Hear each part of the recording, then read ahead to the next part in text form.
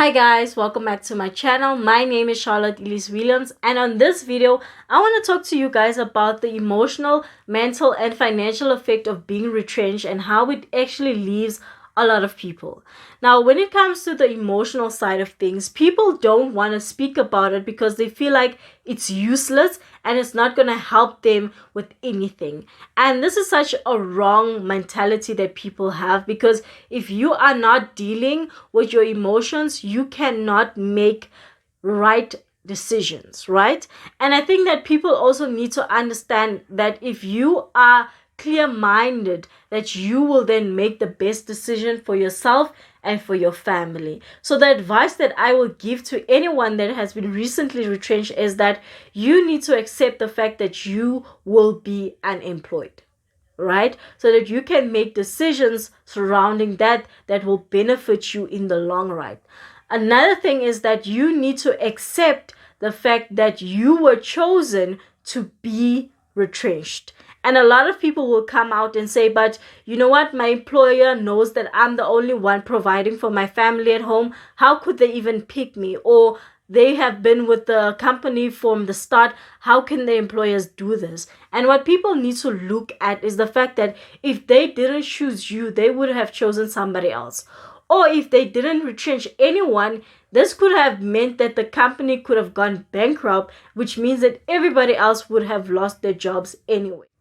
So the second thing that I will advise people is to tell your family members as soon as you receive your notice that you will no longer be able to provide financially, because they are going to be ultimately the persons that will be affected by this directly.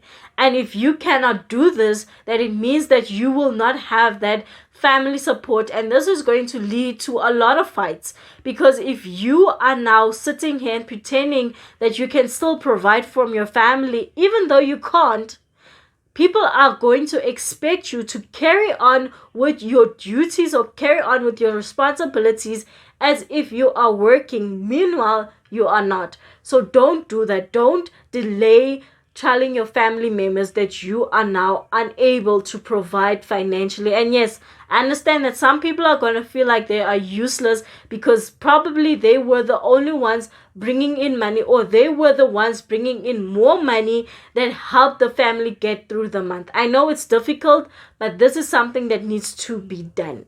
Third thing that I will advise people to do is to draw up a financial plan, because what this will do is it will highlight how much money you owe to people and also how much money you'll have left after you have paid everyone.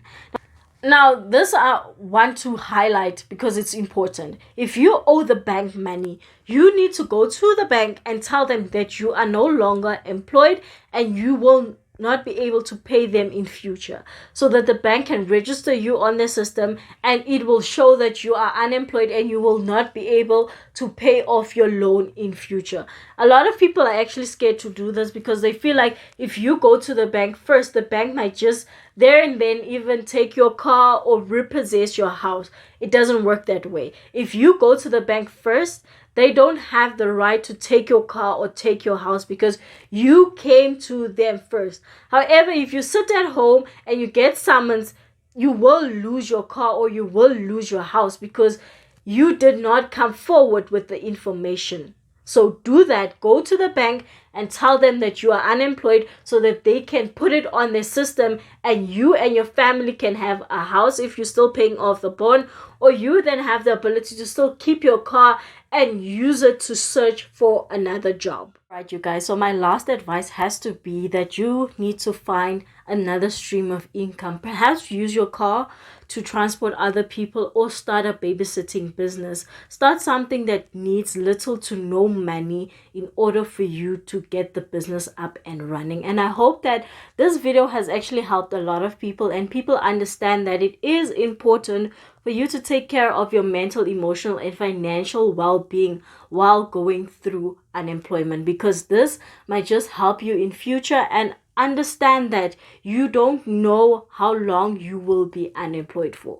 So you need to plan and make sure that everything that needs to be covered is covered. Make sure that everything that needs to be paid off is paid off. If you need to make arrangements go ahead and make arrangements and try as hard as possible to make people understand that yes, you are just as devastated as they are because you don't have the ability to provide financially. And I hope that this video has helped you guys, and I will catch you in my next one.